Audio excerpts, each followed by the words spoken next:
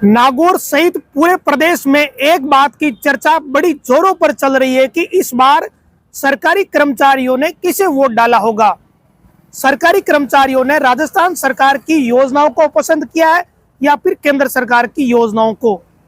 Ballot पर जो vote डाले गए वो वोट किस पार्टी को पड़े हैं?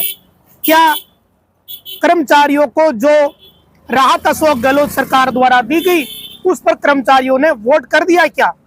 और अगर वोट कर दिया तो फिर इसका व्यापक असर पड़ने की संभावना भी जताई जा रही है। और अगर कर्मचारियों ने वोट नहीं किया तो इसका नुकसान भी होने की पूरी संभावना है।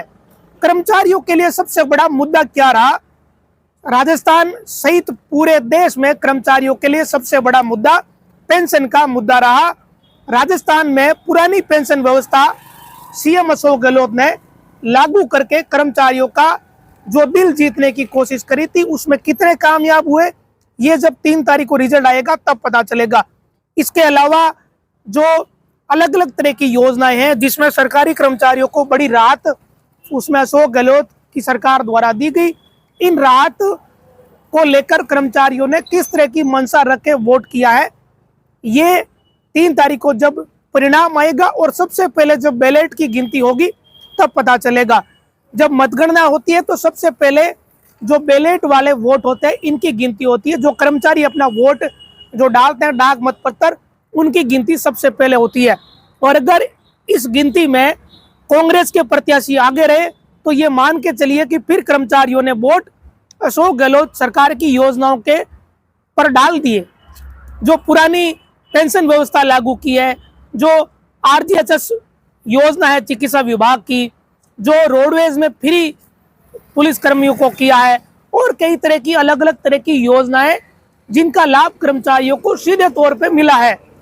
अगर इन योजनाओं पर कर्मचारियों ने वोट डाले हैं तो 3 तारीख को जब बैलेट की गिनती सबसे पहले होगी तो उसमें कांग्रेस के प्रत्याशी आगे रहेंगे।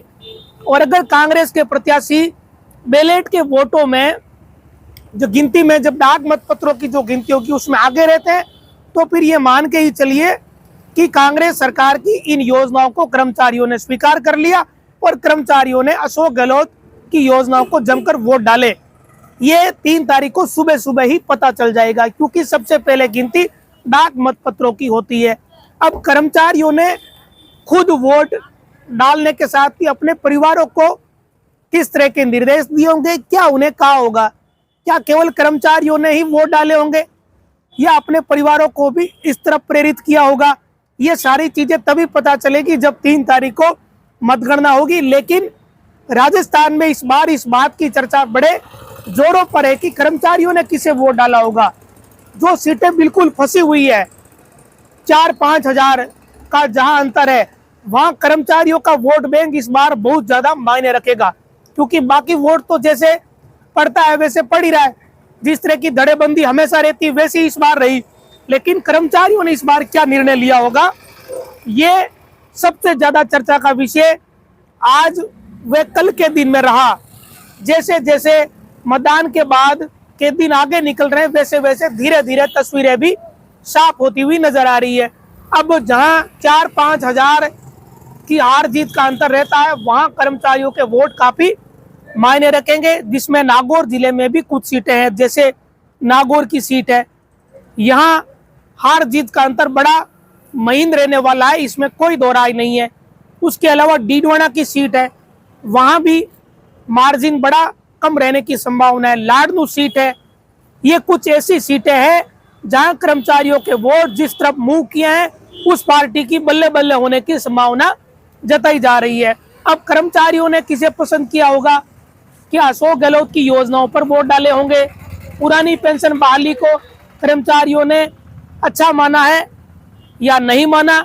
ये जब मतगणना होगी और सबसे पहले जब डाक मतपत्रों की गिनती होगी तो उस दौरान पता चल जाएगा। नागौर की 10 सीटों में भी कई ऐसी सीटें हैं जो बिल्कुल फंसी हुई है और यहाँ कर्मचारी वर्ग के वोट भी काफी मायने रखेंगे।